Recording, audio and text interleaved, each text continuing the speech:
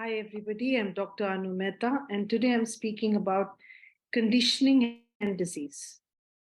I'm sure आपने सुना है कि disease इसलिए हो रहा है because सर्दी लग गई and you've eaten something that is like kulfi खा ली या फिर आपने ठंडे पानी से नहा लिया. You've taken bath with cold water or you've eaten something that didn't suit you. And I've heard that so often and so many times. Yet, according to Meta Health, we believe that disease is caused because of a certain event that happens or certain conflict in your life.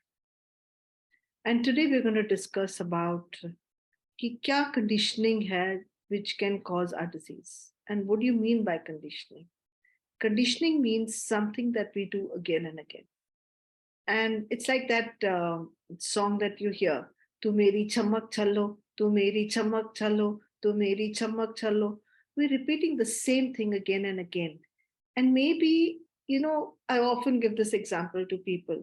हो सकता है कि आपकी mummy ने आलू की सब्जी बिल्कुल वैसे बनाई है जैसे आप बनाते हो, या उल्टा कह दिया जाए कि आप बिल्कुल अपनी मम्मी की रेसिपी को कॉपी करके बना रहे हो. What I'm saying, and I'm going to translate that into English. Most of the times we realize that we copy our parents without even realizing. We just do the same thing again and again, including cooking the vegetables in the same way, taking care of the house in the same way.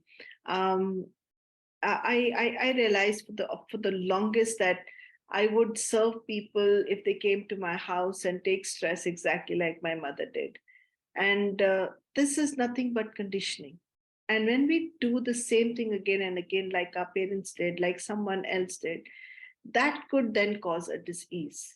Why? Because maybe generations have not been at ease with something that's been happening in the genealogy. So today we're going to discuss and we're going to understand कि क्या हो सकता है? Is it possible that our disease is caused due to our conditioning because we are repeating the same stuff again and again, exactly the way our parents did? Let's look at this short movie.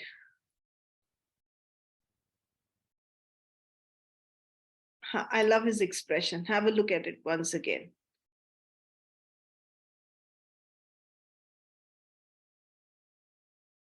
Right. It feels as if something has happened that's left this expression on the person's face. And in meta health, we believe that um, there is something called a Udin. Udin is another word that we use for the shock that has happened in your life. Something wherein you couldn't deal with the stuff just by itself. So shock that has happened is also called the Udin. Udin is actually an acronym which we are using for unexpected, dramatic, isolating, and where we have no plan how to do what we plan to do. So let's understand this a little bit better. And let me take you through this video once again. This is a man, and then he sees something right in front. Let's assume what he's seeing in front of him is his wife kissing a stranger. And he doesn't know what to do about it. And he's like, this is a shock. And he can't think that his wife is cheating on him. And he can't understand why his wife is cheating on him. And this could be one of the reasons that he is feeling that that his wife has crossed a boundary, crossed a territory, crossed a space and rejected him, and she's with someone else. And his perceptions will walk in, of course. And then from there, he will decide, oh, so my wife is probably kissed this guy, and I'm not feeling good about it. And I'm not at ease now. Can he go around telling his friends about this? Let's look at it once again. So he's standing and he watches his wife kissing a stranger. And he doesn't know what to do. He can't believe his eyes. He can't believe what she's telling him. I love you. He can't believe his ears. He's feeling probably rejected, upset, and absolutely like, oh my God, how can that happen? These kind of unexpected shocks can cause disease in our body. And research has found that also conditioning can cause, along with these shocks, conditioning that happens. Something that happens where, like I said, one person is doing it, then the other. Let me give you an example here, where I know of families who've migrated maybe from Pakistan to India, or maybe during the World War time from Rangoon to India. And stories were similar. People had to leave something behind. And this creates a shock in the generation. So let's read further.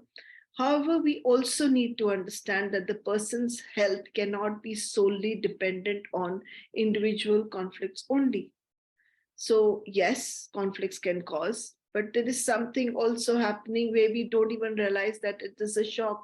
We don't even realize that the new path that has got created or a new pattern that has got created is because of a shock. And what do I mean by that? So, let's look at this video once more.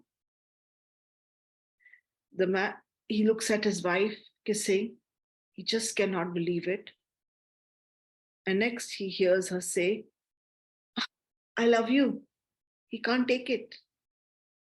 And now he's suddenly feeling rejected. But not only is he feeling rejected, but he's also made a decision here. And the decision that he's made here is all women are like that. And this has probably changed the course of how he's going to live his life. And from here on, his life is going to be different. What happens to his kids and his grandchildren? Because he made this decision. Let's understand this little further.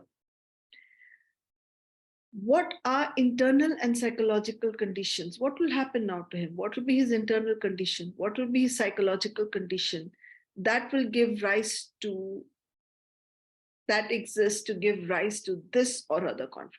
Maybe if he had a different kind of internal and psychological condition going on, he would have said, so what?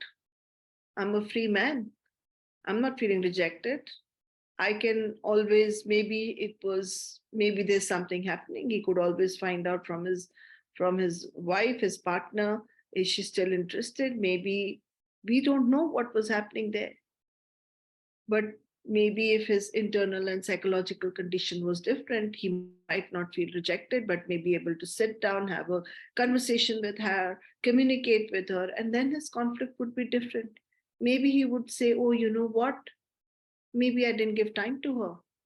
And maybe I need to work less. Maybe I need to give her more time. And if I give her more time, maybe then she will be able to, she may have stayed with me a little more, or she wouldn't have been tempted to go elsewhere.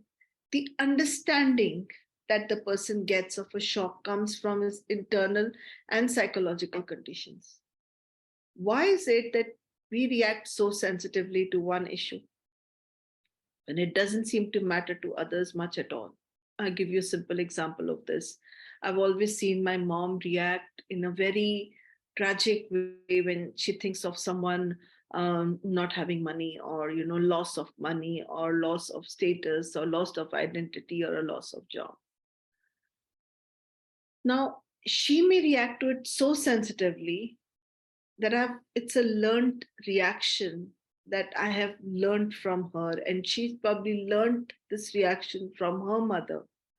And when I am now looking at, maybe I'm extremely sensitive to how much money I will have, because that may mean I am probably getting accepted or I'm not getting accepted. So we don't know what are the internal and psychological conditions that exist that will give rise to something. We do not know why we are so sensitive to one issue when the other person may not seem to, for him, it may not matter. Maybe this man, if he looked at her, and maybe if he was having a girlfriend somewhere, he won't even have, he might be relieved that she's kissing someone else. So how we are going to react to a situation and will depend on our internal psychological condition, and will also depend on what is it, our past experiences, basically our past experiences or past experiences of someone else in the family that we have looked at. Let's say in a certain community, girls are not supposed to get married uh, I mean, love marriage is considered a taboo. So if her parents are told that, our daughter has fallen in love, and she comes home and says, Papa, I think I'm going to marry Tom Dickens because he's from another culture, but I really love him and I'm going to get married to him. Now, maybe her father and her mother might react to it very sensitively because, for them, the idea of love marriage is a taboo. And here, their dear daughter is not just wanting to get married, but to get married to someone who is from another culture altogether. So let's go further and understand what is it that makes us into who we are and how we behave. What is it that makes us this internal and psychological conditions different? What is it that makes us so sensitive? What people have realized is that sensitivity comes from the need to survive. And our biggest need to survive is belonging. We need to belong. We always need to belong to a small community, to a culture, to a country. So let's begin. We need to belong to our parents first. Then we need to belong to the families that their parents come from. Then we need to belong to uh, our city from where we came, or school where we are studying, or the friends that we have created over there. We feel that they belong to us and we belong to them. This is what gives us our identity.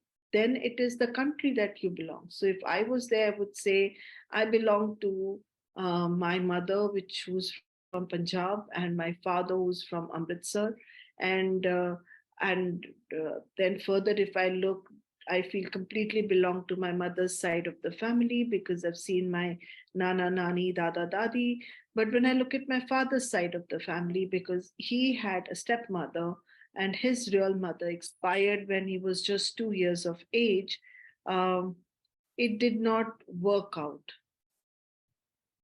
It did not work out that um, it didn't go well, that they needed to it didn't his relationship with his family was not so brilliant, and he had two sets of families to take care of his real mother and the mother who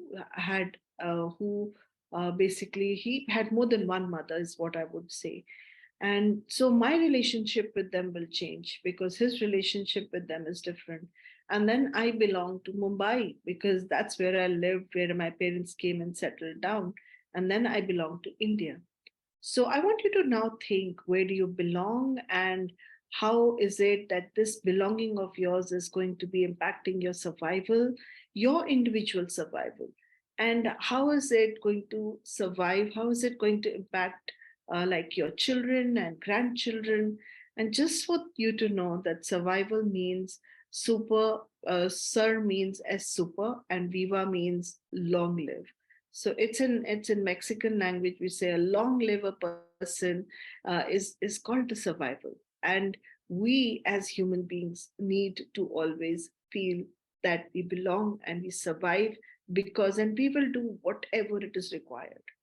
We will do whatever it is required to survive. So there are four branches of survival. One is belonging, the other is a structure that we need. And then we also need to do activity. We belong because we do certain kind of work.